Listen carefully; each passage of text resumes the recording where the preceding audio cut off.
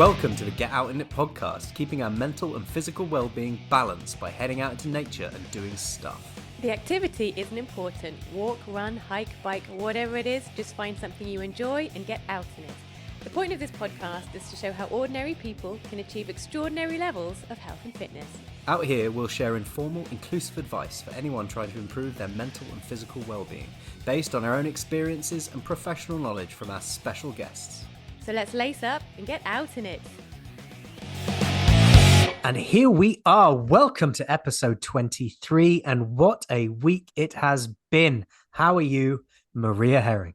Well, James Bale, I am very well. And in fact, I know officially that I'm super healthy and very well because I had to go to my doctors at the beginning of the week.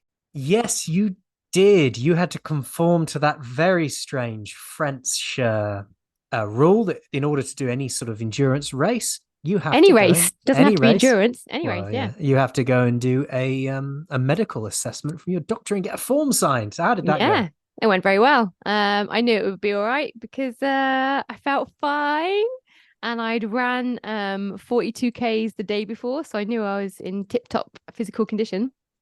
But he confirmed that with all sorts of proddings and pokings and sticking shit on me and testing heart and all sorts of things. So yeah, I'm officially in peak physical condition. So that's nice. Very good to hear that. It is indeed, especially being that we're heading into the final week of your taper before the 80K UTMB. Yeah, no, UTBV. UTBV. I'm absolutely shitting my pants. Yeah. So, being that you will be in the second to last week of your taper, what have you done this week to get out in it? Got out in it.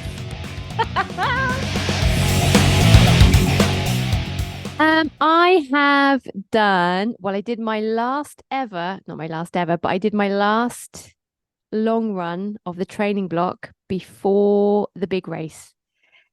And it was 42 Ks.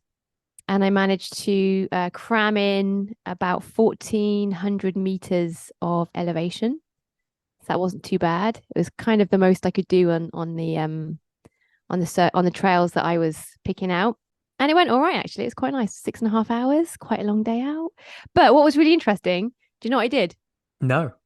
I did two, I split it in half and I did one 20K circuit, came back home as if it was an aid station, had a piece of toast, got some more drink, changed up my bottles and stuff, and then fucked back off again for another 21 Ks on a different circuit that I made up in my brain.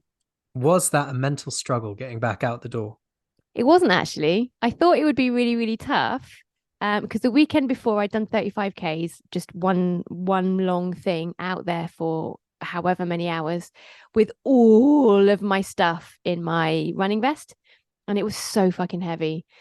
And being out nonstop for all those hours was a little bit of a mish. But last Sunday, splitting up my 42 and pretending it was like a dress rehearsal for coming in at an aid station and stuff. So I kept my watch running and everything as well.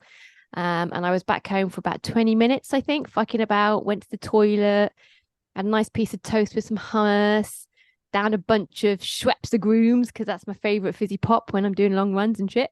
And yeah, no, it was really cool. So when I finished the first 20K, 21K, and I was coming back home, I was like, oh, this is so cool. It's quite nice. It felt like a break.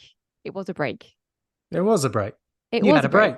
I had a break and it felt really cool. And then when I went back out for my second 21K, yeah, I felt quite refreshed. I mean, I fatigued much quicker on that second 21K than I did on the first 21K. By the time I got to K sort of 30, 35, because I'd really, really picked some little bastards of hills. They weren't long, but they were well steep, just to kind of get that practice in my legs going up and down some fairly steep climbs and descents. And your recovery seems to be going very well at the moment. I'm very impressed in terms of you've done the work, you've done the training, but your recovery, you don't seem to be out of action for too long after you've done these long training runs. No, it was all right, actually. I thought I would have way more DOMs on the Monday because of the elevation I'd put in. I added about 200 meters of elevation to my 42K compared to my 35. And yeah, I thought I was going to wake up. I mean, I was tired when I got home and I had a bunch of food and then immediately fell asleep on my sofa whilst watching reruns of Brooklyn Nine-Nine. And I thought I would wake up on the Monday with quite significant DOMs in my legs and arse cheeks. But actually I had a little bit of domage in my left calf and a little bit of domage on the side of my glutes. But by the time I'd gone to my doctors, they'd gone. There you go. There you go. You are ready.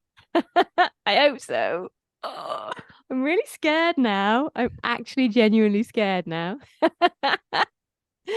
Oh, anyway, but enough about me. What have you done this week to get on it, James Bale?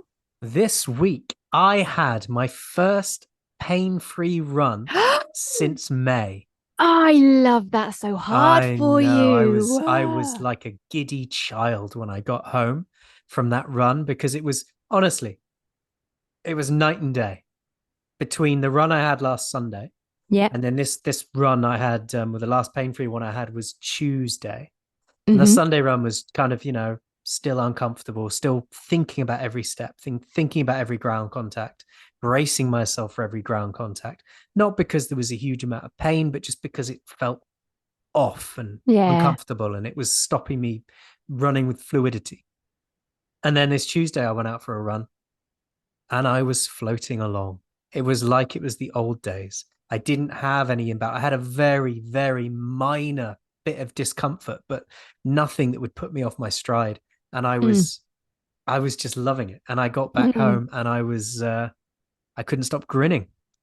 Aw, that's very cool. And it's really funny because didn't we say that? Or rather, let's I'm gonna rewrite that sentence. Didn't I say that on last week's pod about your runs and these step ups that you do because you were a little bit in the doldrums last week, huh? I'd had a bad week last week and the Mm. discomfort wasn't easing. And I needed this run to release that a little bit and prove to myself that I was still on the right course. And yeah, you did mention that, and you were correct Yeah, you had your step up. It was your I had my step up step run. up. Yeah, Yeah. so, but I am going to go for a run. Following that run, after we recorded this, I'll report back depending on what mood I'm in when I'm done. I'm sure it's going to be well. You're looking fine fettle, Mr. Boldman Bale. So I think you'll Yeah, you'll have a good run.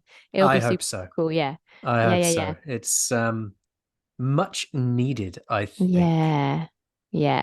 And so this week we have got our first repeat interview, have we not? We have, and I've been so excited to have a chat with her because, first of all, because I just think she's all kinds of epic, and I love her a lot. But also because it's really, really, really good timing for my UTBV because I really wanted to pick her brains about some psychological issues and some little mini stresses and stuff that I'm having. So yeah, this was such perfect timing and such a joy to have her back. Indeed. I mean, when we had Zoe on the podcast a few months ago, she was leading into Ironman Switzerland, and she promised us that she would come back and have a chat and a decompress once that race was over. It has been over for a while, and she has been decompressing for some time. So we thought we'd get her back on. So shall we just put our hiking shoes on and get the fuck on with it? Let's get the fuck on out there. Getting into it.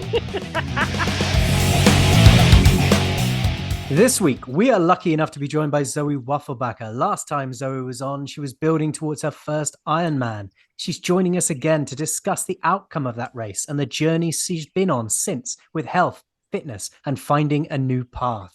Zoe, great to have you along. How's things? Good. Thank you, James and Maria. Thank you so much for having me again.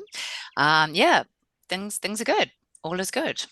That's what I like to hear. Yeah. I finally got through the intro. I had to do that 3 times. I've never had to do that 3 times before. But It's because you're so nervous because Zoe's such a star and we were so excited to talk to her again. Yeah, I'm very intimidating. That's right. the intensity, I can feel the intensity from here. So as Uh, always, the first question's got to be, what have you done this week to get out in it? this week I have done. We'll start with Monday. I have done 2 sessions of Pilates. I have done 1 session of hot yoga. Oh, I've done 1 session of bar. And then this morning I did a 3 mile walk. me. First Yes. question, what's bar? As in bar like ballet? Or Yeah. is Yeah. it? Yeah. So Oh, it's called yoga studio I go to. It's called Burn at the Bar. So it's like Pilates, but it incorporates like dance moves. So I look like a oh, baby elephant, honestly. And not dance moves as such, but the positioning. So you're in like second position and first oof. position, and it's like Pilates where it's really it's in isolated areas. And oh my gosh, if you think you're fit, you should go to either Pilates or bar because it's the most humbling experience. Like it's a killer. It really is. That's amazing. I can imagine Yeah. that's really good for because I used to do ballet when I was a kid. And Yeah. I can imagine because we used to have to hold those positions for thousands of years. So I feel like it's really good for strengthening joints Yeah. and ligaments and like It really kind of isometric stuff for the muscles. very, very much about isometric stuff. And then what they do, so where it's so you're in some of these positions, and it can be like squats or you're doing a mixture. You're not holding the bar the whole time. So you might be holding the bar and then you're in some ridiculous position like this, and you're lifting up that back leg and you're doing it, let's call it 10 times. And then, oh, we've got to change the position. Now it's got the toes got to hit the floor and do that 10 times. And then, oh no, now let's bring it up and just move your leg by an inch Oof. and do that 10 times. And it just doesn't stop. How long, and so you've got to keep that position the whole time. But there's more kind of movement and fluidity to it than Pilates. So you probably sweat more and get more kind of cardio out of it Hmm. than what you do Pilates, where Pilates is kind of more isolated, and yeah, really working like your abs and stuff, but they're all out. But yeah, it's awesome. But That does sound wicked. very, very, very challenging at It times, especially when you're a sounds baby elephant. sounds fucking horrific if you ask me. Jesus. That sounds like a wicked week. Yoga, Yeah. Pilates, and bar.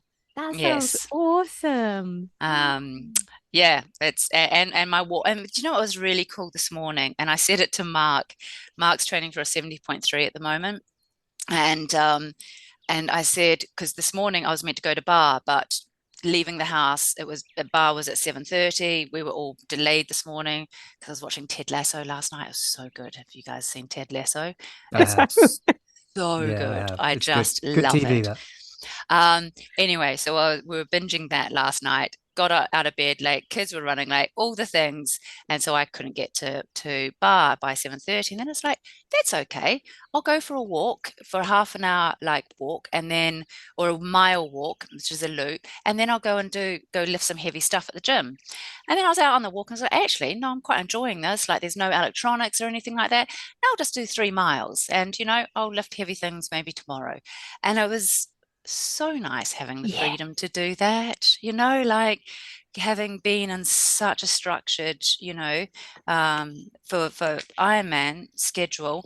It's just at the minute, it's really nice just picking and choosing and Mm. changing it about, but still, as you guys say, getting out in it and doing something. So yeah, it was lovely. That's brilliant. And it is such a massive change from the last time we spoke to you. Yes. The rigorous training that you were doing back then, but Yeah. now doing something, still working hard, but Yeah. completely different routine. Nice.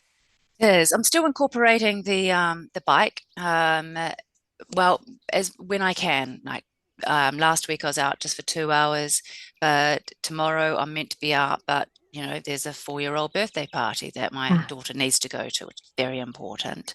And soccer, at 11, that one at 10, one at 11, and it's like, no, that's more important at the moment. And so that's nice. So I'll figure I'll do something else later on in the afternoon or early in the morning or something. So that might not be on the bike. So yeah, it's nice. It's nice having a bit of a just changing it up, and especially on Saturdays as well, because last time I spoke about how, you know, on the bike, Saturday on the bike, and at peak training, you're out there for like 7 hours, followed by a run, and then you're absolutely knackered afterwards. So Mm. you're like mum down all day, and then you've got to stuff to do the next day. So it's nice to actually, especially now it's a little bit cooler.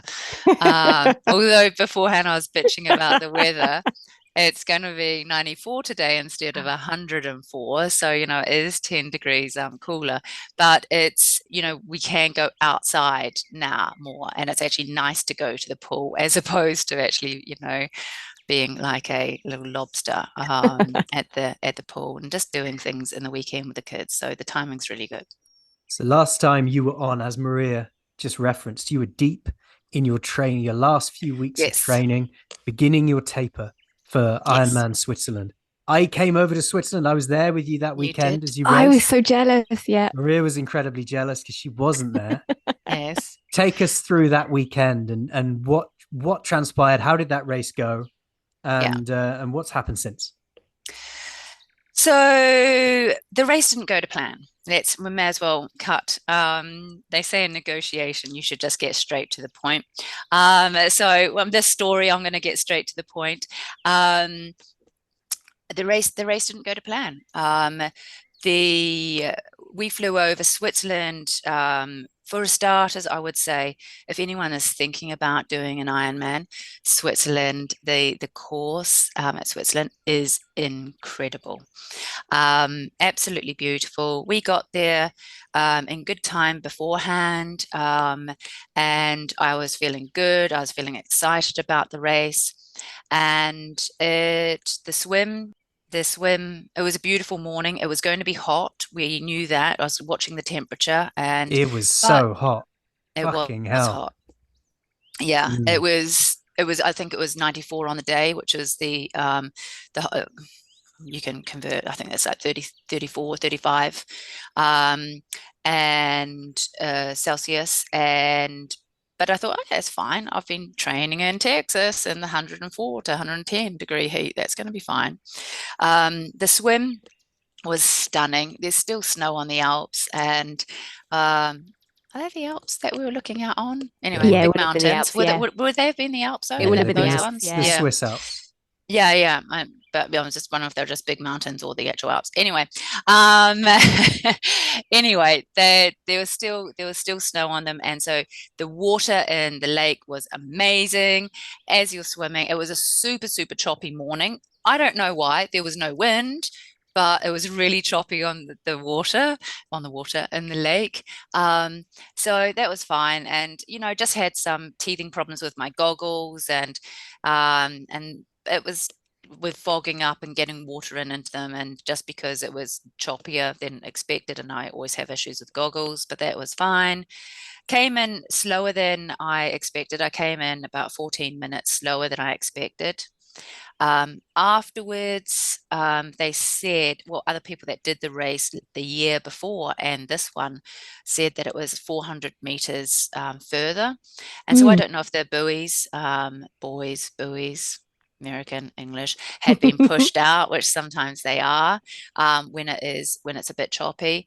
But yeah, comparison wise, so I mean, 400 meters shouldn't be too detrimental.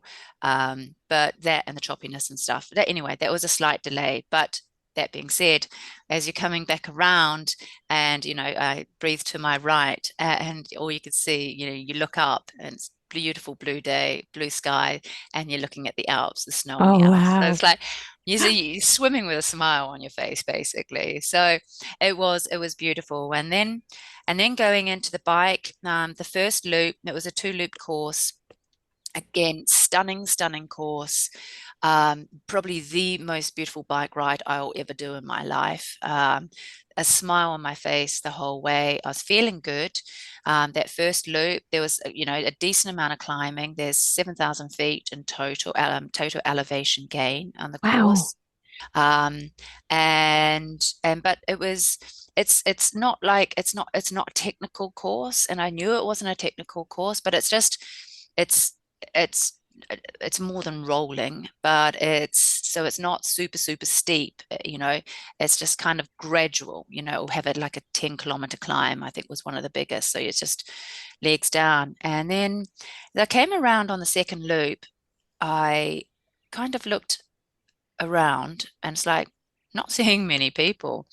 And then as I came into the aid station, they were like, I don't know, they weren't packing up as such, but it's like, so where am I on this? Like no, actually, hang on. Before the first loop, I thought I had in my head that I should have done that in like 3.5 hours.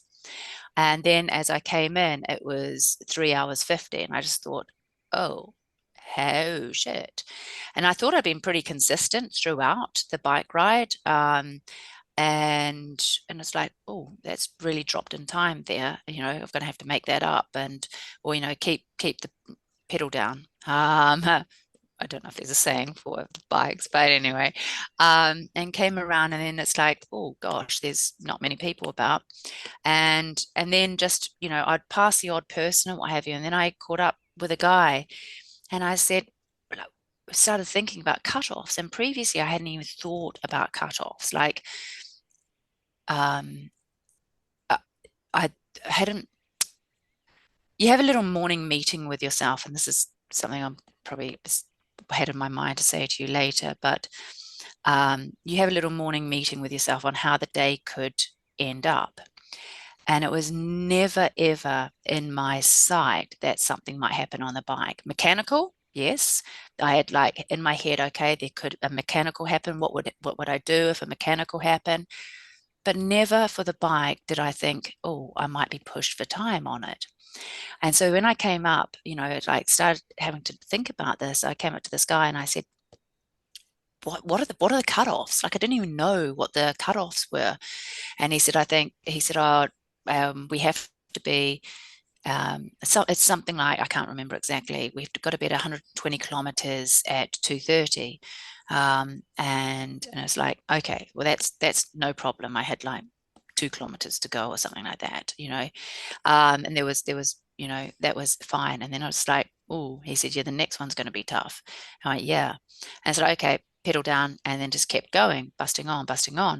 And, I passed the odd person, but obviously there wasn't that same amount of people that there were at the beginning. And then I just really starting to feel fatigued, and the real climbing hadn't even started yet. We'd had a few climbs, but for that second loop, I still had a bit to go. And then as I progressed, and then then your head starts getting a bit messed up, of like, oh my gosh, how am I going to do this? And I took a wrong turn, because Oh no. they are kind of packing up, and I came to a roundabout, and I didn't, because there were people talking and stuff, and I went straight instead of going left. And so I'm on this road and it's like, this isn't right. I haven't seen anyone for a while. And that was like, maybe I lost 10-15 minutes on that, but it was just a mental like, shit, damn it. And then I got back on track, and suddenly there's a motorbike behind me. It's like, what's going on here? And my legs are fatigued. They are fatigued, but I'm still going, but I'm going at a pretty slow, pace at this point. And the motorbike was like, okay, this isn't distracting. And I said, what's going on? And he said, you're the last person. I went, you're what? Like, what? How is that possible? He said, oh, all the rest behind you, they didn't make the 2:30 cutoff. And it's like, okay, well, that makes sense, but no, I can't be I can't be the last person. Like, that was just never ever on the radar. Like, anyway. And so I was, and so it's like keep cycling, and then uh I had to hop off at one point. I don't know why I had to stop.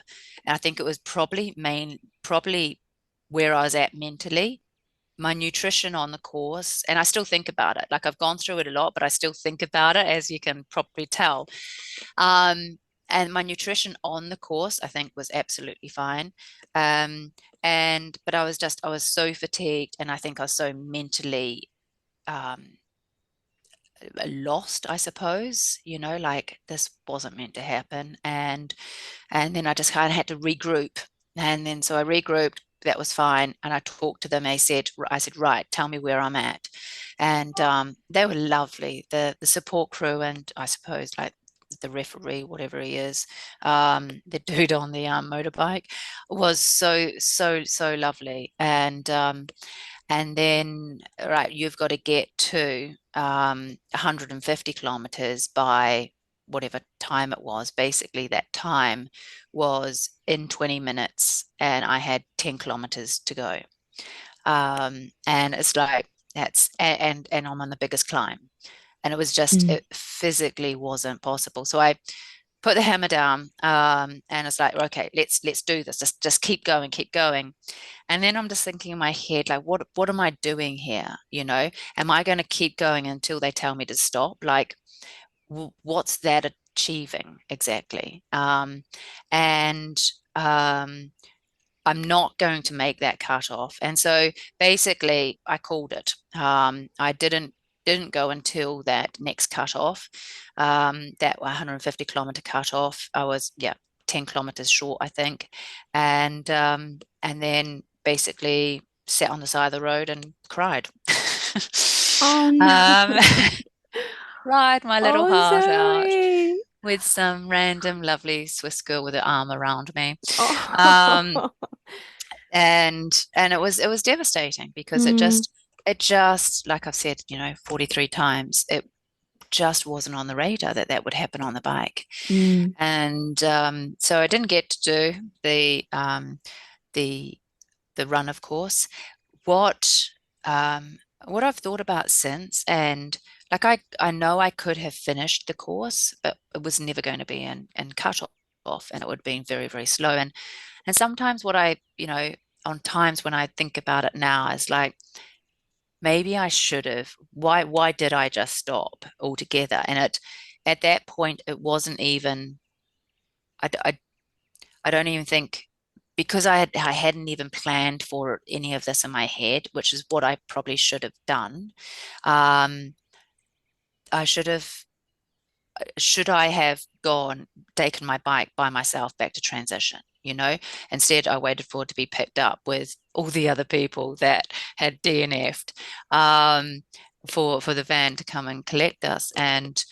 Um, and there's a part of me that thinks I should have still kept going just to finish it. And so that's but when you're in that space, and when you're fatigued, and when you're tired, and when you've been mentally hammered, you're not thinking clearly. And so to your point about your race coming up, if I can speak about that Oh now, yeah, totally. Yeah. I would say which number is a point one. which is a point that was made before we started recording. So Yes. let's make that point before we start Yeah. talking about the answer to it.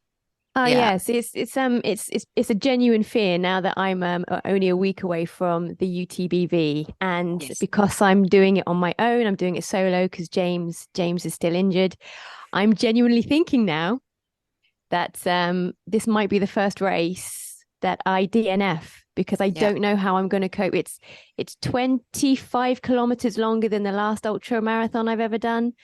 It's the cutoffs. I think there are 7 different aid stations, and the cutoffs are they're quite strict. Whereas Yeah. before on my shorter ultra marathons, they've been quite generous with their cutoffs. So yeah, for me, I'm now starting to think, holy shit, Yeah. I might DNF. Yeah. And so to that, what I would say is, and I learned this from a David Goggins book, about planning, before you go into a race, or not just even a race, a day, like lay in bed in the morning when you first wake up. It's like, okay, what's going to happen today? What are the things that could potentially go wrong? Like, my kids in the morning and running late, or having a tantrum and putting the hammer down. Like, how am I going to deal with any potential things that come up, so that I'm not, taken by, a left swing side kind of thing. I make up sayings. But so I'm not, surprised by it, and I can mentally align quickly. And I think it's a great concept, and he definitely does it in his races as well. So it's like I took that in, and I did, that morning and leading up to the race, like, what are all the things that could happen, and what will I do if that does happen? And so that's what I would say to you, is like, don't go in and thinking that you will DNF, or that you might DNF, but go in and think, okay, what are the things that could happen? Like, so don't go in negatively thinking I might DNF, but go in thinking, okay, what happens if I fall over and hurt my ankle? What happens if I, have Take to a wrong walk turn. for a longer period? Hey, or take a wrong turn, take a or wrong get turn, lost. yeah. that's I don't do trail things. That's very That's relevant. happened a lot, yeah. Yeah, Mark's done a few trail runs, and that happen a lot as well. Take a wrong turn, like just have a plan of attack, so that when you are fatigued, you can like go back to that folder and go, no, this is what I was going to do, and it can be a lot clearer. And I didn't have that, and I wish I'd had that for the bike, like to have a plan in my head of like, oh no, you finish it, Zoe. Doesn't matter if you come in, late, but you finish it, because it felt so foggy at the time to make any kind of clear decision. It's very easy to look back on that moment with hindsight, though, isn't it? Because of you're in course. that moment, you're fatigued, you're emotional. And like you say, I'm a big fan of visualization before you race. Even when I'm training, I'm visualizing what's going to happen in a race that I'm training for. Yes. And you visualize all the outcomes. And if you haven't gone through that process with what's going to happen, what will I do if I start to be up against it on the cutoffs on the bike? And then if I think I'm not going to make it, and then you might have come up with the plan of, you know what, I'll finish the bike anyway to prove something to myself in that moment. That's when that subconscious thing would have kicked in, and you'd have gone, well, I'm just going to finish this bike ride. But it's easy to put that hindsight on yourself. It's it's certainly not worth a bollocking. It's not, but it's a lesson, and to think of every scenario, really. And I was a little bit, I won't say arrogant, but yeah, let's say arrogant, to think that that the bike, that I would be absolutely fine on the bike ride, and then so I can go into that of what I've learned since. But yeah, that's what I'd suggest on that, is just think about your scenario, so you've got it clear in your head, Maria, but definitely go into it thinking I can do this, and visualize yourself at that finish line, but then just have a plan of attack, a plan B and a plan C, if it does turn to custard. So that was that, and it was devastating. And then coming back, honestly, guys, so I had a little tracker, like the AirTag, that I had for my box, the bike box, when I was coming over. So I thought, because tracking can be so on the Ironman app, and so I thought, okay, I'll have a little tracker on my bike as well, so that will be easier for them to see where I'm at, especially if they come on the course for my support group, right? And apparently that was being a bit delayed and everything. So that the back at Ironman base tracker was a lot more accurate than your AirTag on the day. We yeah. found, and then the first lap of that bike course, you were looking. Everything was just looking like it was going to play out as we discussed in the days leading up. It was this, like you say, the second lap where things started to go wrong. We were questioning which tracker was working, which wasn't. We were questioning whether you finished the bike course and the tracker was just stuck somewhere, and it went on from there, really. Yeah. And then so I got picked up, and I came back, and so not knowing where, and I tried phoning my husband from, the lovely Swiss lady that had her arm around me on the side of the road, and he obviously didn't recognize the number, or just didn't answer, and because he was busy with 3 kids and wondering where the heck I was, and so then I couldn't get in contact. So they went back to the where it's all at, and just walking around with my bike, and it's just the most demoralizing thing. Like, you're walking around with your bike and you're still in your gear, and there's people running, and it's just like, oh gosh, this was not meant to be. And it's just a very just a very, I don't know, sad very sad, Yeah. sad moment. Well, And you traveled so far and you've done Yeah. so much training for yeah, that. I had. But and then so leading up to it, and I don't know if I said this on the last podcast, but Thomas, my middle child, he's 7, he's absolute sweetheart. He had always, not always, but on the odd night that I would, we'd have a little chat before he'd go to sleep, and would be talking about the Ironman and the trip and stuff. He goes, "Oh, Mum, I'm just so worried that you might finish last," and it's like, "Cheers, love."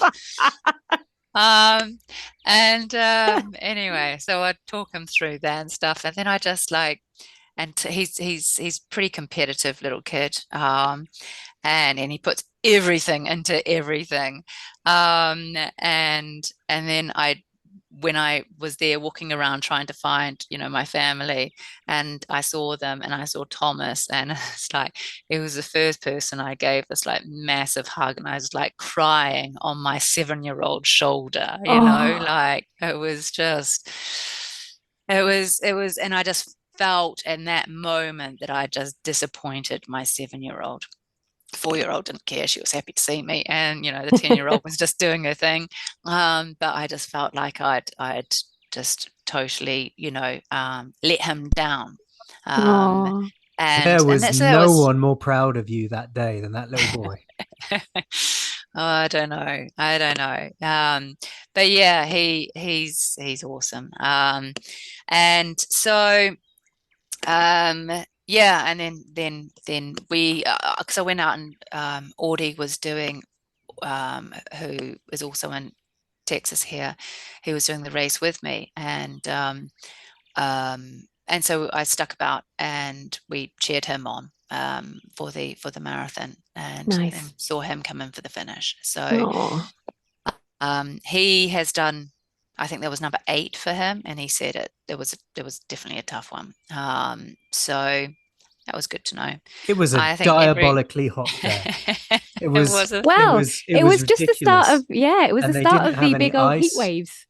Big old heat waves coming in Europe at that yeah time. There was no ice, and of course I remember when you were first left on the bike, I went to the sort of with the big communal bit in the middle where everyone's got yeah bars and coffees and things. And the yeah announcer, I was having a chat with Paul Kay there, and he was saying it's the hottest race they've had, hottest version of that race they've had. And the rate of yeah. attrition was extreme. There were loads of people that didn't make it to the end of that race. Apparently, it was a huge amount of people that didn't make it, and I haven't actually looked at the numbers. I haven't gone into that to make myself feel better or anything like that. But it was gutting. However, like, you can stay down, in the and feel sorry for yourself for a long amount of time, or you can just like get back on the bike. So um and so immediately, Mark was awesome, while we're sitting by the lake, just taking stock, and um he said, right, okay, are we doing Texas? And it was awesome to have that support. Mm. And then, then that took a lot of, thought. But I would say, it didn't ruin our trip. As a family, Switzerland was probably one of our best vacations. Um, and I heard this comment the other day, and I've never heard it before, but it's so bloody true. Um, you know, Someone had said to someone else about when they first had children, it's like, it's absolutely fine. You're going to be fine. All you need to do is add water. Like, to kids, basically. Do anything with water and they'll be happy. Like, bath time, happy. Big old lake that, is shallow for ages, happy, And so that whole time, my kids were basically in their swimmers the whole time that we were there, and they had a blast, and there's such great facilities there. So if anyone is listening that does have a family and is thinking of going out to Switzerland, it's a perfect location for that, because my lot had an incredible time. So we had a blast, and I certainly hope that I wasn't, some dark shadow for the rest of the trip. I'm pretty sure I wasn't, but it was like, okay, that's happened, move on, and then make a game plan. So That I was, remember when we were sitting on the balcony, you and I, at one point after the race, in the extremely gorgeous accommodation that you had over there. The view was amazing, isn't it? and there was a moment where you and I were on our own, and everyone else was doing stuff, and you said something along the lines of, "I didn't. I feel like I wasn't fit enough, or I wasn't prepared Hmm. enough for that race." And I remember saying something. I paraphrase myself now, but something like, you can be fit enough for a race and have prepared well enough for a race, but still DNF Yeah. for a multitude of factors, whatever that is, whether you can be a bit sick on the day, the environmental conditions aren't there for you, whether your body's just feeling a little bit fatigued for whatever other reason, whether the travel's got to you. I mean, there are a multitude of things that could affect you on a day that don't mean you haven't prepared well enough or trained well enough. Yeah. Now, since you've come away from that race, you've learned a few things about yourself in the months leading up to that, maybe in the months after that race, Yeah. that might indicate other reasons other outside of the training. Yeah. So it's been a really interesting journey. I I went out and you look at the data and that's fine, and then you just think about the actual training and the course and that. It's like, okay, first up, maybe the Texas Hill Country is somewhat different to the Swiss Hill Country, inverted commas for those that can't see. And I do say Hill Country because I wasn't in the Alps, like it was just Switzerland, on a nice hilly Switzerland. But it's 7,000, feet of elevation. I do think I should have trained in more hills leading up to the race. Couple of months before the race, I do think I should have trained more heavy on the hills, even though I did high intensity like wattage and what have you on the bike, on the trainer, when I did indoor sessions. But being out in the sun for 7 hours, Mm. I needed to be better at that 5 to 7 hours. And so then you go like, okay, so yes, that's true, but what else? Like, I'd been training for a year. Surely I would have the endurance to go through. And so then you look at like what's going on with my body. I got some blood tests done, and just routinely, I typically get them done about every 6 months anyway. Very comprehensive ones. And then my what are they called? Doctor, typical doctor. What are they called? Anyway, General EP? practitioner. GP. My typical GP. He when I came back, my HRV, which is your heart rate variability It's the on bane of my Maria's life, that HRV status on her watch. Bloody HRV. Oh, that was like in unbalanced. It's like, okay, but and even after I'd come back from vacation, it's like, okay, all right, that's fine. And then I went to the GP. I want all these, blood work done, which is normally done through my functional, but I wanted to get it through insurance. So I got him to do it. And he was all like a bit of it scoffing about all the tests that I wanted, to have done because that's what I've previously had. And I said, I know it's not, saying exactly what's going on with me, but as an indicator, my HRV is really, really low, and it's in unbalance every day for the last like 2 or 3 weeks. And he said, "Oh, what's HRV?" I went, "Oh shit, I'm talking to the wrong person here." Is there all right, you just order the bloods, mate. I'm going to find a new doctor, basically. Yeah. Um, and so I did, and someone suggested to me to see a sports physician. It's like, huh? There are sports physicians, they do the typical GP stuff, but then they add on an extra 1 or 2 years specializing in sports. It's like, oh my gosh. I found one pretty close by, and just it was like a breath of fresh air. It's like walking in and just going, oh, my people. yeah. She'd been like the crew on the medic crew on Ironman Texas. She's an athlete, been an athlete herself. And so she just knows stuff. I can talk HRV until my heart's content. And she looked at the bloods and then could relate it, to actual training and the load that you're putting on, because she understands the load. And it was just, as it happened, the blood work came back that I had Epstein-Barr. And I'll tell you a funny story actually.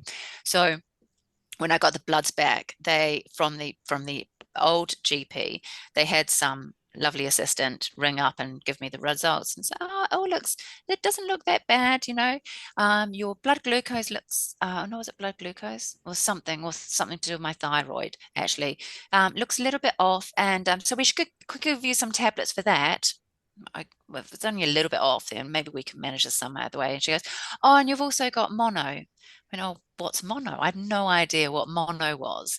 And I said, what's mono? And she goes, oh, it might answer why you're feeling quite fatigued.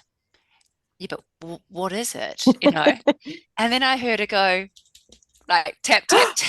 Oh my God. Like, you're Googling this, aren't you? Like, yeah, I can do that. And it's like, is it a virus? And she goes, yeah. And then she starts like bullet points listing out like what mono. So, all right, I'll tell you what, that's fine. I can go Google this myself. Just send me the blood work and I'll find another freaking doctor.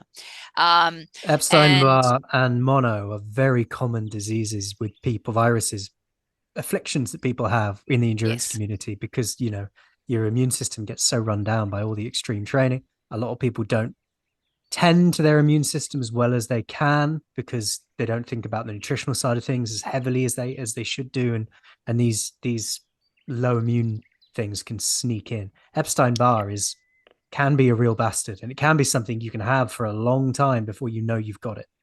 That's And interesting. it can have quite severe effects on the ability to perform. and that's it. And I thought, well, no, surely I didn't have that, because seriously, like literally a couple of weeks before, I'd been watching the documentary on Mark Cavendish, and he had it at He one was point. he was He out for was 2 years with it. total man down from it. It's like, no, I didn't have that. Like, I wasn't that bad. And so that's all. As soon as they said Epstein-Barr, it's like, no, surely not. Like that, I wasn't But he was like Mark man down Cavendish. from it, but he was still training and trying to race.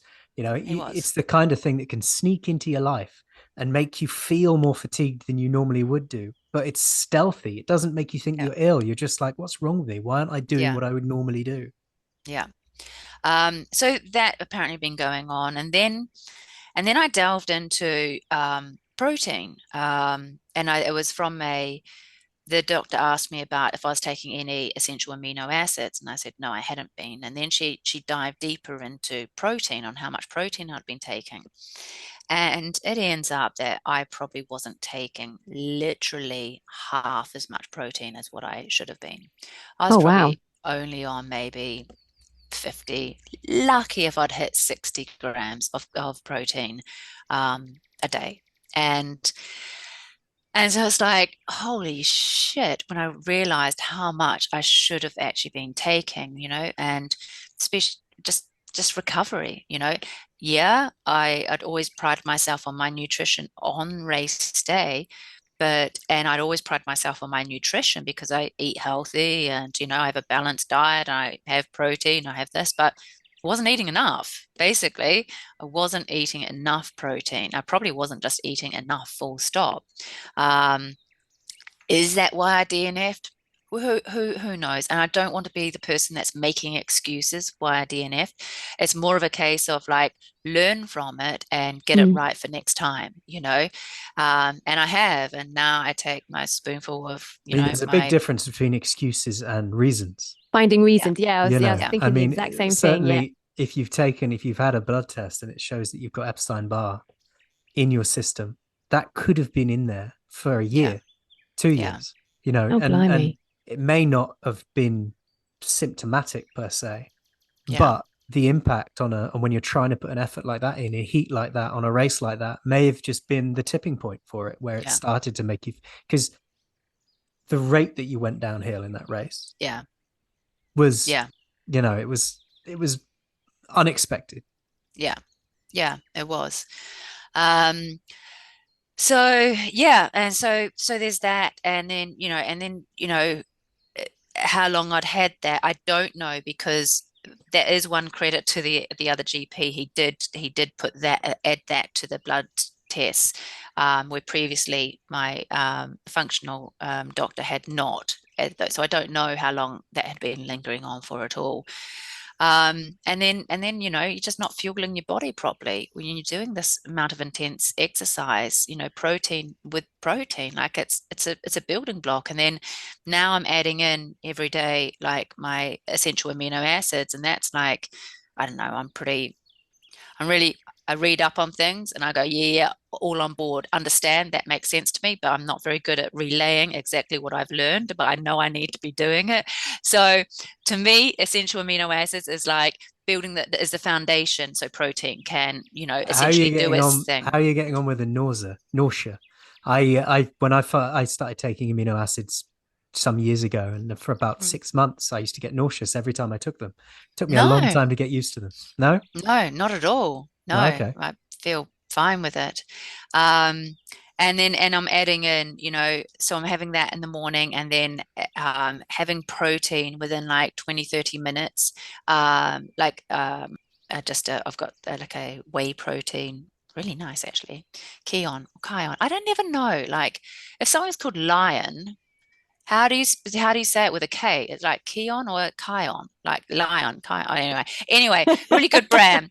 It really does confuse me every time I look at that damn packet. Um, so I'm taking that after, as well as, making sure I eat more actual protein. I know you guys, don't eat meat, but I'm getting it in that way and also adding it in other ways as well.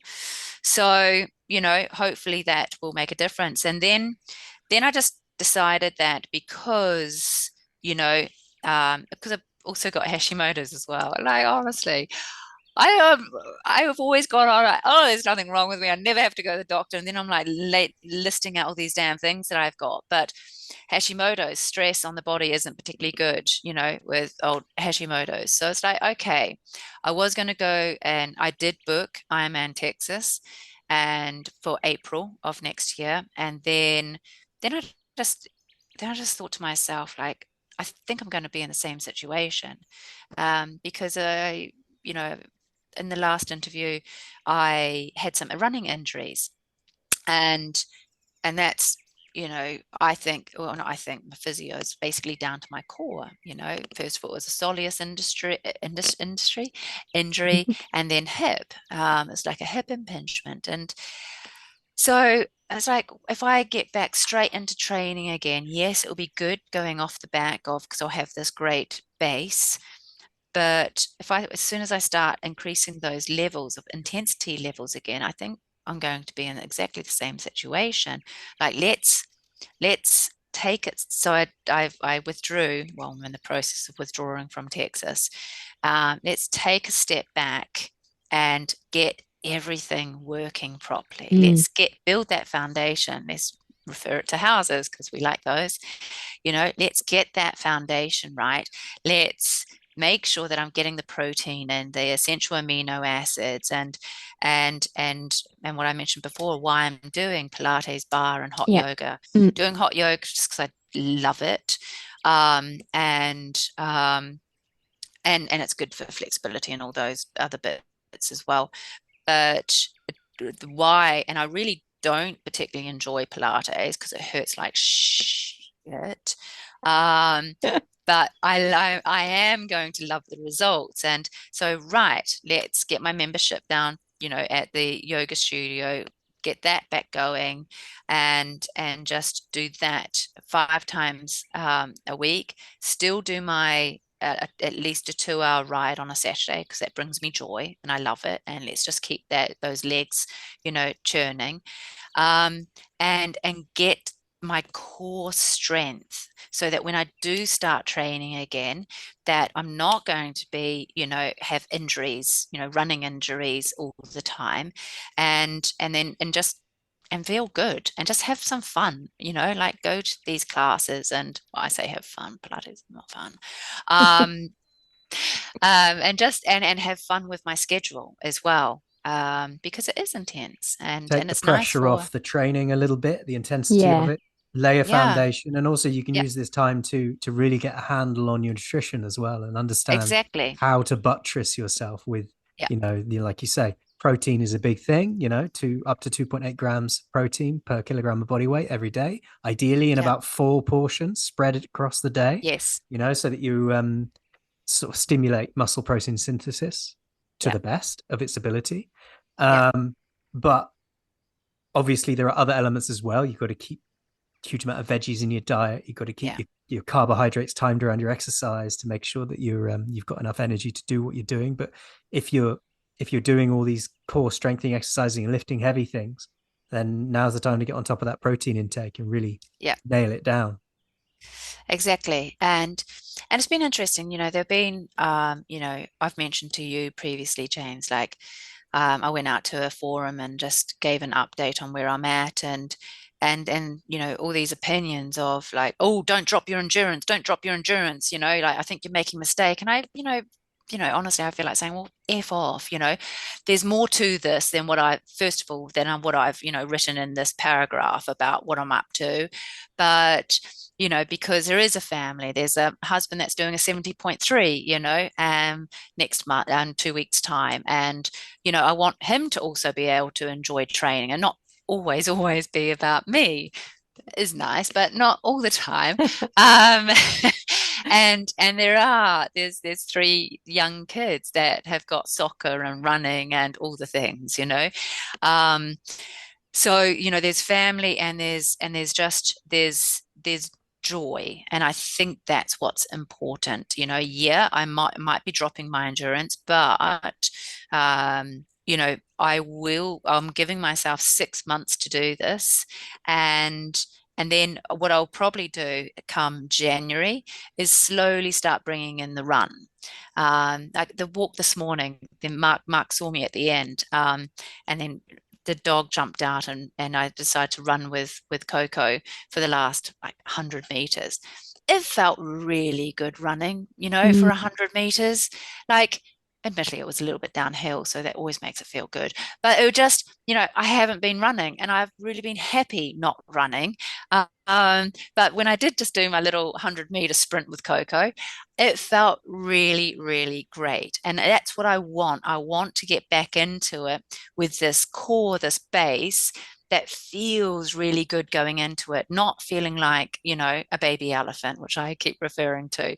And that's what I have been.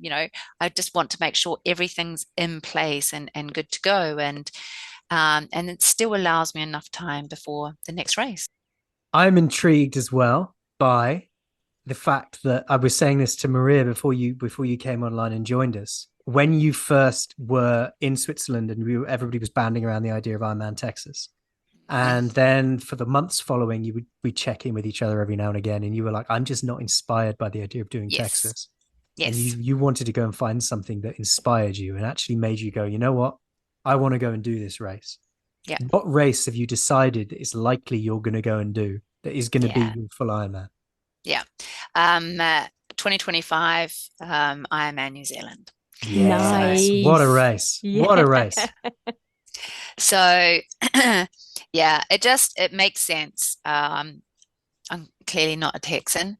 As a New Zealander, so there's a couple of things with it. I was once booked, I think in 2019, for Ironman New Zealand. I mentioned that on the last podcast. And then COVID happened and my mum passed away. And it's like, and that's why Switzerland, well, why the first one wasn't New Zealand as well. Um, I wasn't ready to cross the finish line with my mum not being there. She'd always been a massive, massive supporter of anything, everyone, of when my brothers were, heavily into rugby when they were kids, to me doing, swimming, to athletics. You would hear her, like you would hear her. Very, very loud supporter. Little thing, but very loud voice. And I wasn't ready for that. And then it was 3 years this month actually that she passed, and then I was thinking about New Zealand, and so much of it makes sense. The course is great, the swim's beautiful in Lake Taupo. I haven't been to Taupo, believe it or not. Don't believe it or not, but from the South Island. And it's meant to be a great actual bike course, and I think it's going to be more similar to what the training ground is here as well, because it's not a hilly, it's more like the hill country here. So that's cool. And the run's meant to be great. I think it's meant to be a little bit undulating on the run, but also my family, my dad, as he said, if he's still alive, he'll be there.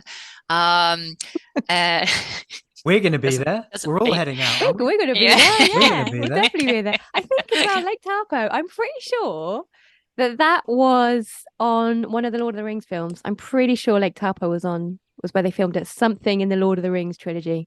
Possibly. Wouldn't Feel like I it, surprise don't me. yeah. know Lake what Taupo is lake. amazing. I have A been to lot of it. Taupo, You have which been to is I Taupo. have been to Taupo. Yeah, it's a Where, beautiful place.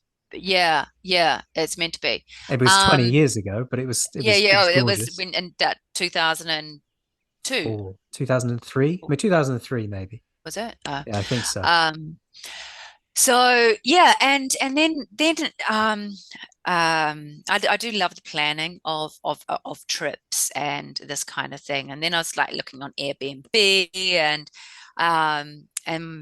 like found an amazing place which clearly isn't available yet because it's so far out. And my brother and sister-in-law are going to come up with their three kids Amazing. who are all within like a year of my three kids, like so they're really close in ages, and it's just a great opportunity for us all to get together. My mum's ashes were buried about an hour away from Taupo. And so it would be nice for the kids to go, like, just mentally, like this is, where Gran's Yeah. last, and just lots of things like that. And to have family there as well, is will be great. And just yeah, it will just I'm good with doing New Zealand, and it inspires me. And oh my gosh, like to see the haka, like it makes me well up whenever I watch it on the videos, when they do the welcome. Have you ever or Mm. have you seen it? Have you seen Oh, no, the like the when like they do it at the rugby as well, don't they? The Yeah, haka. they do it. They do. But when they come in for the Ironman race, they come in on the canoes first, Oh. and like kind of like chanting, as they're coming in, and then they come out onto the shore, and then they do the haka. It's Oh. it's Wow. amazing. It is amazing. And so just that, and the atmosphere. Apparently, Audie was telling me, because Audie's done the race as well. Um, you might know this more, James. That apparently residents of Taupo like mentor, sponsor an athlete. Like you email each other, and Ah, which I think is so nice. And that's like, really sweet. if you Yeah. need any information about Taupo or you need any help, and like you've got your one person that's like cheering you on, kind of thing, which I think is so cool. I don't That know if is they very still cool. do that. Yeah, We but are gonna the race New Zealand, Ironman New Zealand is in the first weekend of March, isn't it? yes. And the Ironman, the UTMB ultra marathon in New Zealand is 2 weeks before that. So we're going to Mm. come and do that ultra marathon. Then we're going to come and cheer you on at the Ironman New Zealand. That is the Yeah, plan for it's gonna be a, 2025. a very, very cool beginning to the Isn't to the year. it? Yeah. That would Yeah, be yeah, yeah. amazing if you guys are Very, there. very cool. It Yeah. would be so, so cool. But yeah, I think it will just be a good time. And, you know, thinking about it though, you do get a bit nervous, like there's, um, and with the whole, being inspired, like Texas is meant to be a great race. Um, and, but I think I was a little bit spoilt with Switzerland. And not spoiled, damn it. Like, why not do a nice race like that? But the run is meant to be incredible on Texas. But the swim is in a so-called lake. And some people have had GI issues from it. And it's like, Mm. and then the bike is essentially about 80 miles of it on a highway. Um, and it's just like, yeah, I could do it. And it has its own challenges because it's typically very, very windy. But, I want something beautiful, I really do. And Absolutely. why Yeah. You not, have to be inspired. You Yeah. have to I be to think do so. something like this. There's this monumentally physically challenging, mentally challenging. You have Yeah, to feel like it's drawing you to do it. And it's yeah, not just something you're doing, oh, well, I'll do that one then to tick it off. Otherwise, exactly. that motivation won't be there, that drive to train. Yeah, exactly. And I just wasn't feeling it. So, and I think I'll be ready, come March. I'm going to do, like I said, I'm going to do gradual, like, I don't know, couch to 5K kind of style from January through to March, just for the run. And then from March 2024, then I've got my year of doing the endurance side of things, but Nice. making sure I keep lifting heavy things Always lift heavy and things. always lift Periodically with a heavy bit, things. taper it down towards the race day, but Yeah, yeah, never stop lifting the heavy things. I yeah, mean, taper it down towards the race. Do it yeah, in a sort of periodization style manner. But yeah, yeah, I mean, I think twice, three times a week, every week, forever is the yeah. key to the fountain of youth. And what I a think so. beautiful race it's going to be. Yeah, I am. It will be great. It will be great. Yeah, and having my dad there as well, and my brother, and I don't know, I'm not entirely sure if my other brother will make it from Singapore, but I've put it out there. um and so yeah, it's just going to be, it'll be awesome. So it's a long way off, and that feels a little bit like, oh my gosh, but that's why I'm happy with the plan at the moment. I'm really, really enjoying, I am enjoying just this time at the moment. And it's not like I'm not doing anything. It's still doing something pretty much every day, but I'm just doing stuff that makes me feel happy and strong, and I think that's mentally as well, that's really important. Um, So so if you could go back and talk to yourself 6 months mhm. before Ironman Switzerland, Yeah, what would you say to yourself at that point? I don't know, James, honestly. What would I say? Is Would there you be anything prepping that I could yourself have? for the worst case and saying, look, maybe you need to visualize other outcomes going into this race? Yeah, yeah, definitely. Don't be so cocky on the bike, you know. Um, I I wouldn't say that. What I would say 6 months out would be definitely to look at all outcomes. Not, I was so focused on the run Mm, not going to plan. And so, and what I would do in that scenario. Um, and with a swim, I would say just look at all outcomes, think of all outcomes. And there were some signs to me as well when I was doing those long endurance rides, that I was fatiguing around 6-7 hours, and I thought that was just pretty typical, to be fatiguing at around that time. And then I thought, okay, well, I was told that you get taper and you're going to feel better and all that kind of stuff. And that would have been a little red flag to me as well. Like, yeah, of course you're going to feel fatigued at 6-7 hours, but I think I was feeling too fatigued at mm. 6-7 hours. And I wish I had, maybe told myself 6 months before, just to analyze that a little bit more. Just not just accept that, of course you're going to be tired. Like, yeah. But that's, yeah. I Hindsight's a That would wonderful be the thing, thing. isn't it? And this It next race is is. going to be outstanding. What a wonderful place to go and do a Yeah. race. Yeah. And It will be awesome. And hopefully it all goes to plan. The whole thing is very, very humbling,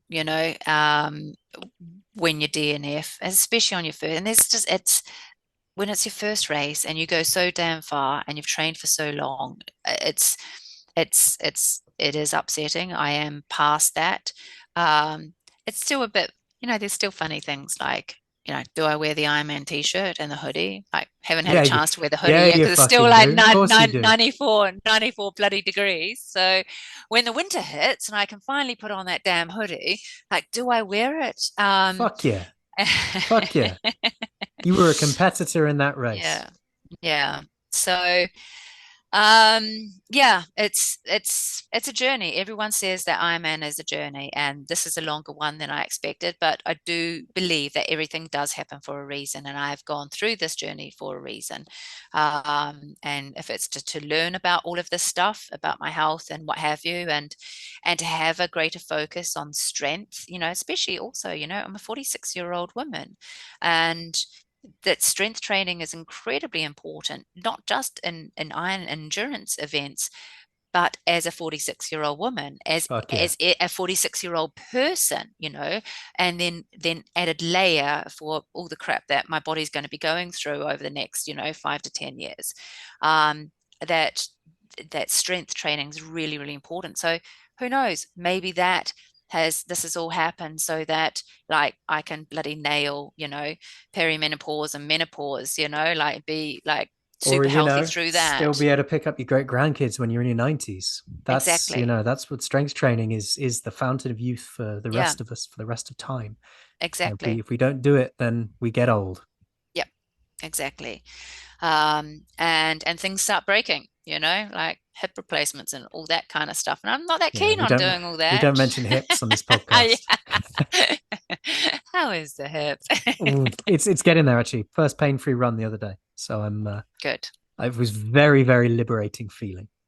I was giddy like a school child when I got home from that run. So the comeback is real finally, and I can start. In fact, I'm going to go for a run after we finish recording this podcast this afternoon. Nice. So well, it sounds like you've got a hell of a year ahead, building up to what will then be the last few months before Ironman New Zealand. You're Yeah, going to focus on strength. You're going to focus on your core. You're going to focus on flexibility. You're going to focus on underpinning everything that you need to be yeah. that athlete that you want to be on that race day. And I think you nailed it. Yeah, and exactly. And I think you've nailed it, is to be the athlete that I want to be. And if I look back on hindsight as well, like, was I the athlete going into it? Is that what I had envisaged for myself? I don't know if it was. So now it's, Zoe version 2, Ironman version 2. So Uh, be the athlete I want to be. every day's a school day, isn't it? And It also, something is. you said a minute ago where you hope everything goes to plan. The trick is to have many, many plans. Yeah. Yeah. It's don't just have one plan because as soon as you deviate from that plan, everything goes to shit.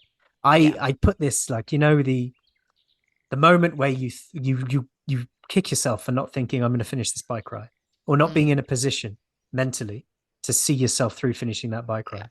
I think Yeah. that's akin to, if you go for a long training run and you've planned to go home for a drink halfway through it. So you've planned your route and then you've planned that. So you pop in, you have a drink, or you change your t-shirt, change your socks, whatever you need to do. And then you carry on. That's a planned thing, but it's very different to if you're out on a training run and you find yourself going home, and you're never going to get Yes. yourself back out the door again because you Yeah. haven't put that in your Yeah. head as part of your day. And I Yeah. think that was probably what that comes down to. But in that moment when you're that fatigued and that emotional, Yeah. I'd have got in the back of the van, I think, to be honest. Yeah. So yeah, lesson learned from it, and it does go to show as well, I think, for any endurance event, and this isn't just, Ironman, of course, but also, what Marie is going into is there's so much more than just running, cycling, swimming. There's so much more than just nutrition. There are so many aspects, and the life aspects as well. They are these are these are mental foundations that we learn, with shit going wrong in our life, and things potentially have happening, and not to always look at the negative side of what the being pessimistic of what might happen, bad things that might happen. It's just like, it teaches you so much more, and it is so much more. It's not just doing sport, it's not just doing an endurance race. It is ultimate. It flows over into everyday life, um, on how you deal with things, and and and yeah, how you deal with things, and how you deal with things mentally, and how How you did plan you it. how did you deal with it? How long did it take you to shake off that feeling that you disappointed a bunch of people or yourself or More whatever, myself. wherever More, that feeling yeah, was? it was more myself. Like it's still probably there, James. Like it's still there. The disappointment in myself is still there, and I can, speak like this about the plan and move forward and what have you. But underlying, like, yeah. Um, and I refer to that t-shirt, like I still don't feel that great, especially if, I see someone that knew that I was training, went, oh, how did it go? They're like, well, and I talk about it. I was like, oh, you still did so well. No, I didn't do fucking well. I didn't finish it. Well, you got to the start line, but that's not the point. And actually, interestingly, you asked me on the last podcast, is it about finishing it or is it about getting to the start line? Well, actually, now I've learned it is about finishing it. Sure, getting to the start line's great, but it's a monumental thing to do. And something else, like, this is why completing it for me is important. So in this time, I have figured out why it's also important to me is that I see life in many buckets. It's how you define success. Okay. And you can put success in several buckets. Okay. You can have business success, you can have relationship success, and you can have so many buckets, but let's just put it down to 3 at the minute. And you can have physical success. And for some people, that might not ever be a bucket, but it is for me. And for me, it's pretty simple to be able to define success physically. Okay. So for me, success physically is completing an Ironman. That's it. I'll be able to check that box off. Okay. And it's because I feel like I've got to the pinnacle of that.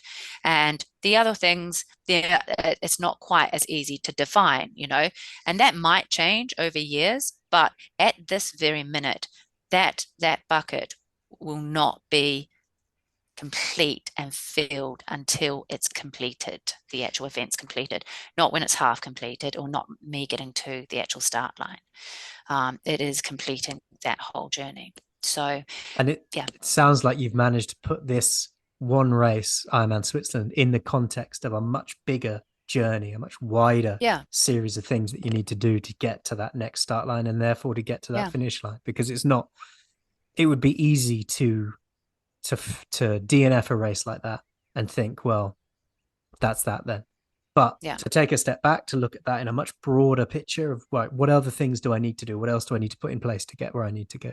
And Yeah. that's fantastic. And we will look forward to watching you get there, mate. Yes. Yeah, it'll be amazing. And if you guys are there, it will be extra special, of course. Oh, But we will be. no pressure on going out there. Well, I mean, it's funny. It's funny that this because we'd said about a month before you told me you were thinking of racing Ironman New Zealand that we wanted to go and do UTMB New Zealand Yeah. early Yeah. 25, and that was a plan we were putting in place. Yeah. And then when you said I want to do Ironman New Zealand, I looked at I Googled, I was like, when is I think it's early in the year, Yeah. and it turns out it's 2 weeks after, and I was like, well, it's a no It's brainer then, amazing. to be honest. But right now that we've Yes. done the rounder bit of the podcast, we need your song choice for the playlist. Oh my gosh, I hadn't even Oh thought my about God, I that. knew you wouldn't have done. I So go on, you know, can like do you it. should have reminded me. Um, I don't need you to sing uh, it. no, no, I'm really bad with names. How about you share can you share with me, or is that something you do afterwards? What's you're into? My choice this week is going to be a song called "Express of the Damned" by Gunship, which is a synthwave single they released this week. I've never heard any of that. I'm a big fan of Gunship. Like Gunship is Is the like band? right. Yeah. Um, oh my gosh. Oh, I really like this. I mean, honestly, yeah, anyway, I'm not going to go into it. Somebody that I used to know, Go to Yeah. I really like that song. That literally is the recent one I've oh So you've only got to choose one. Okay, I'm going to change it to something super cool and local. Go It's on then. called Dearly Departed by Shaky Graves. Fair enough. Yes. We will add that to the playlist this week. And Yeah, I've put that's very your cool. Instagram handle in the show notes for this week. So if anybody wants to follow you and your journey through strength, conditioning, flexibility, health over the next 12 months, and then building up again to the next Ironman race, which Yeah. we will look forward to seeing you cross that finish line this time, Yes. then they Yes. can go and follow you on there. And really appreciate you coming and joining us. Thank you so much, James. I appreciate it as well. Being here. Always a pleasure. All right. The debrief. The emphasis was correct, I feel. Okay.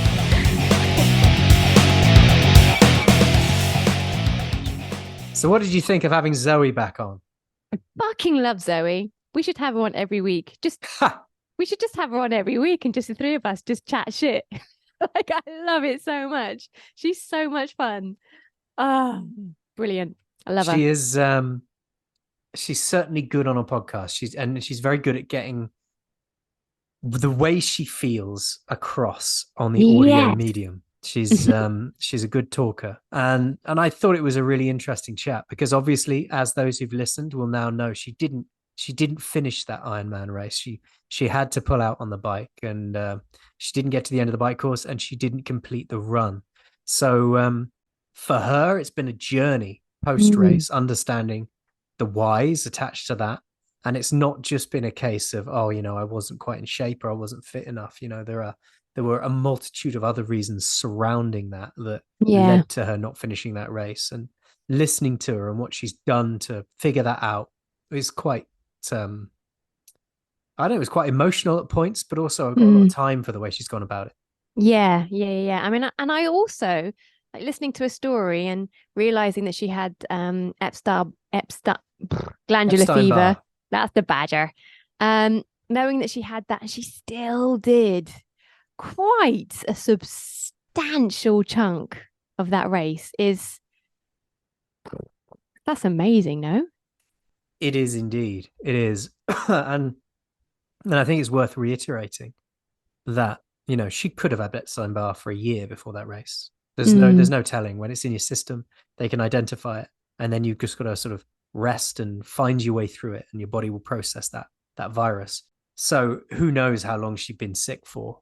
But I do remember saying to her after the race, look, it's not that you weren't fit enough, because she was concerned she wasn't fit enough. There will be some other reason. There are a multitude of other reasons why anyone may not get to a finish line having started a race. Yeah. And it's not always an indication of how much you've tried or how fit you are, because there's so much that can go into a day like that. And so many things that can impact it. But this is why it was such a necessity for a start, but also such a wonderful thing to have a chat with Zoe about it, because like I said to her, I am really now beginning to really feel that if I'm going to DNF on any race, it could be the UTBV next week, because there are so many things that are kind of playing on my mind. It's the longest distance. I'm doing it solo. It's the beginning of autumn, and you don't know whether it's going to be too hot or too rainy, because you never know over here. So like all of these little things are playing on my mind now. And I'm like, ever since I ran that 42K on Sunday, which, it was fine while I was out there, but it was 6.5 hours, and it was exhausting. I was exhausted when I got back. I fell asleep on the sofa as soon as I'd eaten.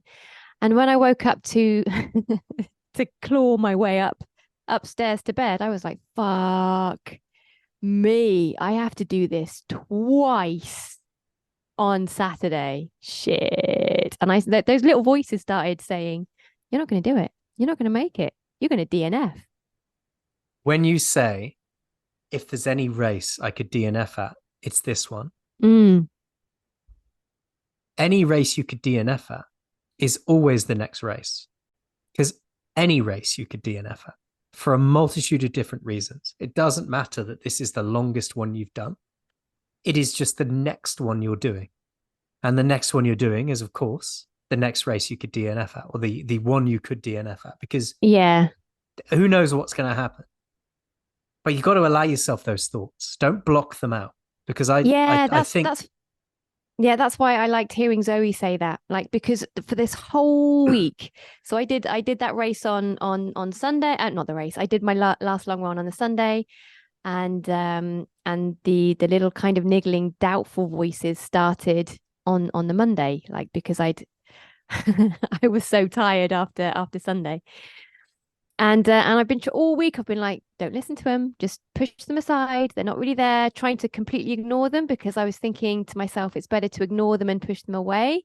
Because if I let them get in, then I'm going to go into the race with a negative mindset and all that kind of stuff. And actually, it was really, really useful to hear Zoe say, no, no, listen to those voices and then plan with those voices. Mm. And I was like, fucking hell. and you can converse with those voices as well. I think the most something to remember about whenever we're reaching into the unknown and we're doing something that we've never done before, and we're doing it because we don't know if we can do it or not, and we are going to go and find out and prove to ourselves that we can. The voices that say, I don't think you can do this.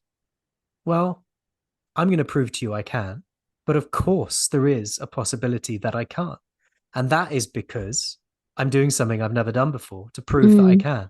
So embrace that and say, look, it's fine. There is a chance. Of course, you're right. Annoying voices. But I am going to prove to you I can do it. But like Zoe said, plan for every eventuality in your head. Yeah. Visualize those moments where you think you can't go on. Visualize those moments where you've bonked, or you've twisted an ankle or something, or you've gone off course, or something's gone wrong and you're up against it a little bit. And visualize how you're going to handle those moments if the worst does happen, like happened to her on the bike when she goes, right, I'm not going to make the next cutoff point. And she wishes that she'd said to herself, I'm just going to finish this bike ride anyway. Yeah. Because, I mean, like I said in the podcast, I think I'd have got in the wagon. Yeah, I mean, that's the thing. Like, I don't know what I'm going to be feeling after K60. I know what I feel like after 55K, 56K, because I've done that before, but I don't know what's going to happen to my brain and my mind and my body after 60K, and I'll still have half a marathon to run that's at why that you're point. going out there to find out, isn't it? Yeah. That's the whole point. The fact that you don't know is not a negative. It is in fact a positive, because that's why you're going out there, to find out what that feels like and to understand how you get through that and to prove to yourself that you can. Yeah. If you were sitting here going, well, I know what it feels like at 60, I know what it feels like at 80, it'll be all right, then it's not a challenge. And what you're after is the challenge. Yeah. But it is quite interesting. I've been playing all sorts of mental mind games with myself this week. It's been it has been a really interesting week this week. You're also going to have an elite support crew on the ground. Yes, I mean, I think definitely it's going to be. I think that's going to be the things I've learned, or the things I'm going to be doing on the day is originally I wanted to lap every 10K, but I don't think I'm going to do that, because I think the aid stations always fall around 12 and 15K. And actually, when I lapped myself on Sunday for my last race, and I was doing 21K laps, but I think I'm going to lap myself. I'm going to do 20K laps, because I know I can do 20K. 20K actually on a long run, on a normal training thing, is quite a comfortable distance for me. And the aid stations always fall between 12 and 15Ks. So I think I'm going to do that. So I know I'll have 4 laps to do. You're going to be there. I'm going to be there at every single road crossing. Yeah, there's going to be stuff. It's not going to be like, right, I'm at the start line, now I have to go 80K. There's going to be things leading up to. I'll be able to chunk it. Do you know what I mean? And you'll be able to stimulate yourself along the way in certain ways. Like you say, you're going to see me fairly frequently. There's going to be aid stations. There's going to be volunteers. There's going to be people cheering. It's not going to, I think the more of these things you do, the easier it is to break it down in your mind. often on the first 2 or 3 longer races that you do, you're like, oh, how long have I got to go? Or how long have I been? I don't really know. And it's all a bit of one big enormous block. But in Yeah. this instance, that block is going to be dialed down into bite-sized pieces. Yes, I think chunking is sounds a bit gross, but I think chunking is the way to go. But also what I loved hearing Zoe talk about, because again, like for me this whole week, the concept of DNFing is becoming quite real for me. And I've been thinking ahead as to how I would possibly cope with that. Like, because after most races, apart from the shortest one I ever did a couple of weeks ago, that 10K at night, all of the races I've done have been sort of between half marathon and 55K distance. And I always have a week or two of post-race blues. Like I feel quite blue after a race. And that's a race that I've completed and been quite happy with the performance at. So all this week I've been thinking, fuck me, if I don't finish this God help race me. God that I've help been, me. yeah, God God help the fucking help me. world. Oh my God, it's going to be a shitty podcast after that if I don't do it. I think So I like, think I think as much as accepting these voices and saying and planning for it, don't let this idea of DNFing overtake you. You know, yeah, but you that's why Zoe talking about the psychology after the post race psychology was really interesting. yeah. She after you ducked out of the podcast because you had to go and have a bit of a meeting, we did talk about how long it had taken her to get over that feeling of initially disappointing others, but predominantly disappointing herself. And these are her words, not mine. I don't believe she disappointed anybody. And it's up to her whether she disappointed herself or not. Um, and she said she hasn't really, to a point. Mm. I think she's let go of the other people element. But, I think like a key indicator is that she still won't wear the t-shirt from the race. And if Oh, she sees somebody who doesn't know she didn't finish but knew she was training and they're like, whoa, how did it go? She's just like, oh. So I think oh, there's still an element yeah. of that in her. Mm. But these things, they drive us, don't they?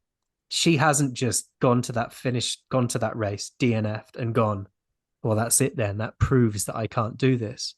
She has gone away and said, right, that proves that perhaps in this instance I was doing it wrong, or I was ill, or I got something was out of whack. So what can I do differently to make sure that when that race comes in March 2025 Mm. in New Zealand, she can be the athlete she wants to be on that day? And I think that's what you've got to take away from a DNF is, right, what did I do wrong? Mm. What did I do right?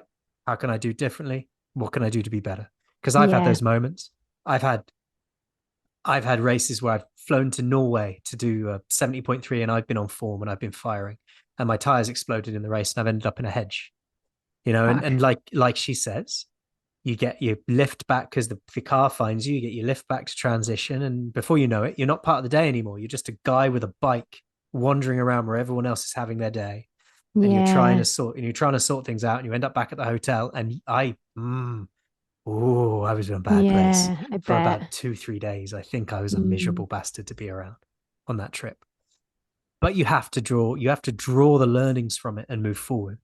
And to be able to do that, forgiving yourself for DNFing, because ultimately it's not a representative of how much you tried or how fit you are.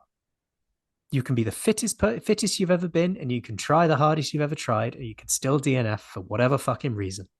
Mm. Yeah, and I think that's why I love the fact that she has booked another race, which is brilliant because I think that would be a really good solution for me as well. Were I to DNF on Saturday, I think finding an inspiring ultra New Zealand afterwards. New 2025. Zealand, New Zealand 2025, booking that motherfucker up right then after DNF. I think that would be the thing to inspire me. You know how Because I last think, week or the week mm, before we were mm. saying you can't link the scales every morning to your sense of happiness? Oh yeah, yeah. You can't link your sense of worth and your sense of happiness to that race, do you or do you not finish? The Mm. training you do and the lifestyle you lead is your sense of happiness. That one race and its outcome is not representative of whether you should be pleased or sad, or Yeah. whether your worth is hanging on that or not, because it's truly not. Yeah. And I think that will be stuff that will come after. I think though it's probably quite important to feel like Zoe said, she was sitting on the side of the road having a little bit of a cry. No, you've got I to let think, yourself be pissed yeah, I off. think you've got to feel that and acknowledge that despite all of your training and all of your hard work and everything that you've put into this, and I'm now really paranoid I'm not eating enough protein, so I'll have to sort that out. We are not changing feel anything in this final week. And yes, you do eat a substantial amount of protein. okay. But to feel that disappointment and everything because it's such a massive build up, isn't it? It'd be like fucking waking up on Christmas morning and not seeing any presents under the tree, wouldn't it? It'd be like that massive anticlimax of such a huge build up, and then for it all to kind of be a little bit shit because nothing happened.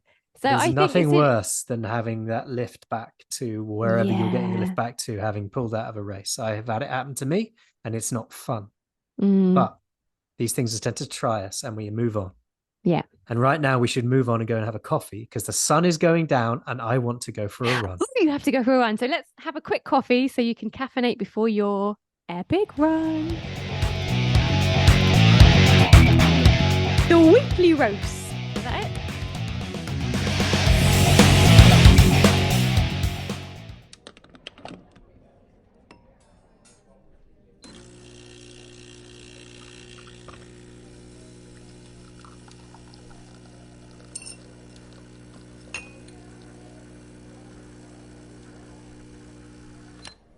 So it's my round this week because Again? because you couldn't be asked to go and get a coffee. So I went and found one. I popped over to because Zoe's we both know she's based in Austin, Texas. Mhm. I popped over to Austin, Texas and found the Austin Roasting You Company. did. You just popped over. I did. It's a family-owned and operated business offering premium single origin, organically farmed, fair trade coffee. And they supply the local community of Austin. So I Aw. went for the Costa Rica Hacienda Candelaria RFA, which is a Wow. medium light roast, sweet, clean and tart with a smooth mouthfeel and the flavors of baker's chocolate, almond, toffee. And it's a Ooh. versatile coffee that can be used in many situations. Like I've got an espresso and you have? Well, mate, an oat milk latte, Well, obviously. there you go. What do you think Toffee, of this? though. What do you think of Fucking this? toffee. Yeah, indeed. Baker's Love chocolate that. as well sounds all right, And doesn't it? I wonder if you mispronounced all of those weird words. Oh, I definitely did. Yeah. The only ones I didn't was Costa Rica, I think. Yeah. I wonder if, when we were in Austin having a bit of a visit Yes. with our great mate Zoe that we love very much. I wonder if any of the cafes, because we visited many a cafe in Austin, and I wonder if we drank some of their coffee before today. We may well have done. I've decided that we did. Have done, but I Yeah. have put a link to their roastery in the show notes, so anybody who wants to go and find out about them can do that. Nice. And while we're supping on this coffee, shall we be honest? Yeah, let's be honest. Let's be honest. I think you've done a fair amount of being honest, and you've kind of emptied your soul into this one already. I did. I've done a lot of being honest, but there is one more thing which I just want to quickly be honest about is the fact that even though I'm in a taper week, I totally didn't do one of my training runs this week. No, you didn't, and that's fine though. That is really fine. I made myself the day before. I made myself a lentil curry, and then when I went out for my run the next day, I had a very dodgy stomach, and I I started my run. I got a couple of 100 meters down the road, and my belly was like, actually, it's not my belly. My intestines were like, better go back home. So I did, and then I stayed in because I was really paranoid that I was going to shit myself. Yeah, absolutely. I mean, you made a very sensible decision, and the mature decision was to call it on that one and not push yourself through. Certainly, if you had a dodgy stomach. because you might have made yourself really ill.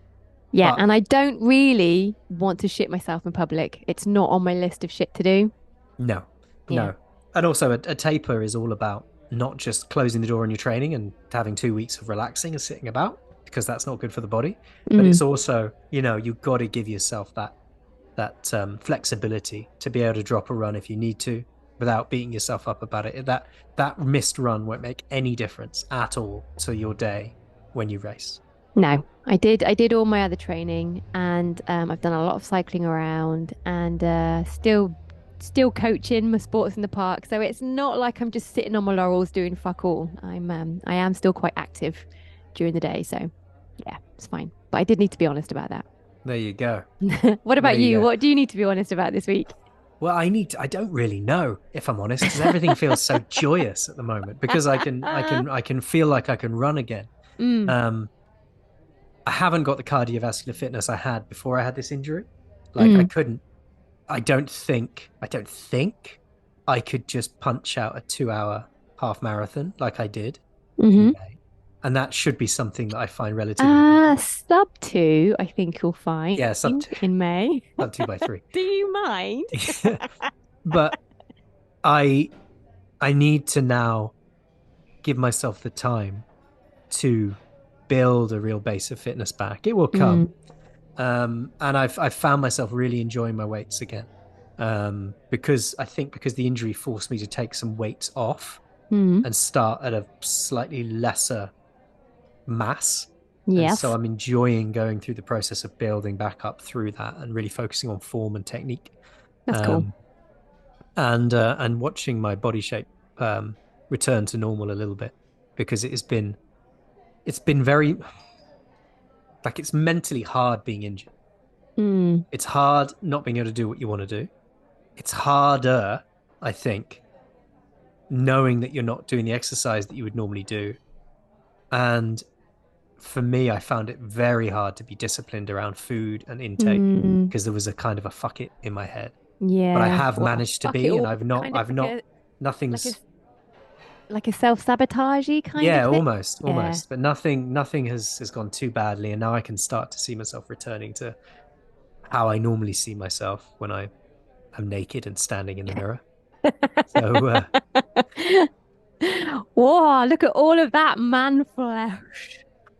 and so, and so finally, I'm feeling a little bit more positive because it's been.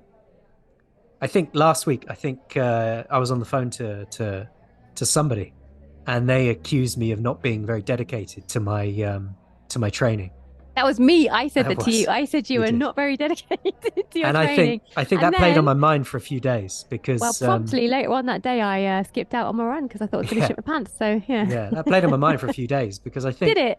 I think anyone who's been injured or knows what it's like to go through that knows that it does take a fair amount of dedication and patience and discipline to not sabotage your recovery by pushing Mm, yourself too hard too soon, but also not sabotage your health and well-being by being like, fuck it all, I'm not going to do anything, but to mm, stick to a pre-planned, given to you by a professional recovery plan, even when it doesn't feel like it's doing anything or it doesn't feel like there are improvements coming. You just keep doing it and keep doing it and keep doing it and know that eventually you're going to get there. And I think there's a degree of it's hard. It's not been easy, but we're finally mm. starting to see the light at the end of the tunnel. Well, that's very, very cool. I'm very, very happy for you. I'm loving it all for you. It's Awesome. amazing. Yeah. Shall we put some music on Put and some forget about music it? on and forget about it. Fuck yes.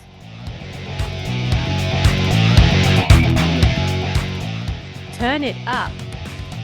That'll probably do it. Have you got one? Oh, I totally have. Go on then. All right. I have picked something because I feel like this next week leading up to my UTBV, I think it's going to give me some sleepless nights. And I definitely think it's going to be a sleepless night after the UTBV. So the tune I've picked for this week is Insomnia by fucking Faithless. Nice. It's such a cool track. It's such a cool track. And make sure when you're on the Spotify playlist, put on the long version, like the monster mix at I think it's like 8 minutes, 8.5 minutes or something like that. It's fucking banging. It's such a banging tune. You're right. So, they are a banging band. Love them. Such a banging band. I saw them at Glastonbury once. I was absolutely tripping my tits off. And then when Insomnia came on, I lost my mind. Great days. Yeah. There you go. We'll add that to the playlist. My track this week is a track called, you'll have heard it in the interview because Zoe asked me what I was putting on. So anyone who's listening already knows what I'm putting on the playlist. But I'm putting a song called Express of the Damned featuring Lights. And it's a new single released this week by one of my favorite bands called Gunship. And it's a synthwave track. And yeah, it's very cool. It's a cool song to run to. I love that. So we've got something super modern, and I think Insomnia came out like early noughties, no? Late 2004, 90s. 2005? Was it late 90s? No, surely not. No, I'm sure it was early noughties. Insomnia by Faithless. Let's have a look. View album. The song I've picked was on the 2011 Total Office Party compilation album. So who knows? We'll find out. I think it was early noughties, but yeah, so something modern and something a little bit older. There you go. What a rock. The playlist is growing. You should go and check it out. That's probably about it from us, isn't it? Yeah, I think you need to go for your run and I need to have my dinner. Sounds awesome. So if you want to find out more, head to www.getoutinit.events. There's loads of info on there and you can sign up for the newsletter, download the personal development friend and book a free consultation with us to discuss your health and fitness needs and a roadmap to get you there. And give us a review, please. No one has. We really appreciate it. It's been a while. We're reduced to begging now. Please give us some love. If you could go onto Apple Podcasts and give the show a review, it really helps us out and helps us with the algorithm. So we'd appreciate it. And you get a shout out as well. Well, yeah, we'll give you some on air love. Yes. Well, it's been a pleasure.